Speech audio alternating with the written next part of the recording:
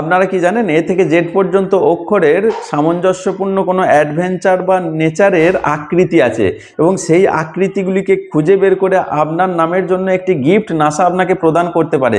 কিন্তু সেটি কিভাবে আপনি নাসার কাছ থেকে নেবেন আসুন দেখে নেওয়া যাক। আপনি আপনার ফোন থেকে গুগল ব্রাউজারটিকে ওপেন করে নিন এবং সেখানে সার্চ করুন ইওর নেম ইন ল্যান্ডস্যাট।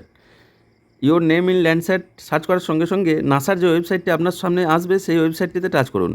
তাহলে এরকম একটা ইন্টারফেস আপনার সামনে খুলে যাবে। নিচের দিকে দেখতে পাবেন এন্টার এ নেম বলে একটা বক্স আছে, সেখানে আপনার নামটি সঠিকভাবে টাইপ করে দিন।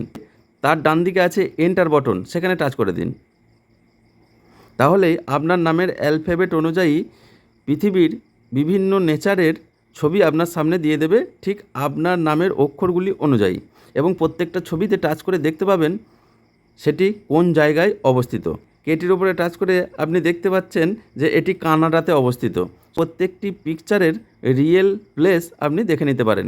এরপর এই ছবিটিকে আপনি ডাউনলোড বটনে টাচ করে ডাউনলোড করে রাখতে পারেন আপনার গ্যালারিতে, অথবা আপনি এই পিকচারটিকে কিউআর কোড হিসাবেও নিয়ে নিতে পারেন।